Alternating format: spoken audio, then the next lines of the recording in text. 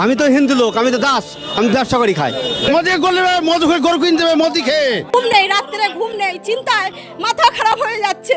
তা গো মাতাকে পারা যাবে না, তাহলে বিহারে তো ফ্রি গরু দিতে পারতো মোদি ফ্রি গরু দিতে পারতো, তো তাহলে তো আমরা সবাই সংবেদন করে আমরা 2026 সালে পশ্চিমবঙ্গের রাজনৈতিক পরিবর্তনের পর আসন্ন কোরবানির ঈদকে ঘিরে তৈরি হয়েছে এক অভূতপূর্ব পরিস্থিতি। রাজ্য জুড়ে একদিকে মুসলিম ক্রেতাদের মাঝে নিরাপত্তাহীনতা, অন্যদিকে হিন্দু খামারি ও ব্যবসায়ীদের মাথায় হাত। অভিযোগ উঠেছে, বিজেপি ক্ষমতায় আসার পর উগ্র হিন্দুত্ববাদী গোষ্ঠীগুলো সক্রিয় হয়ে উঠেছে।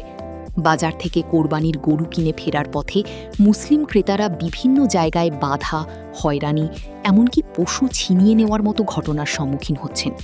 আর এই ভয়েই অনেকেই এবার গরু কিনতে সাহস পাচ্ছেন না।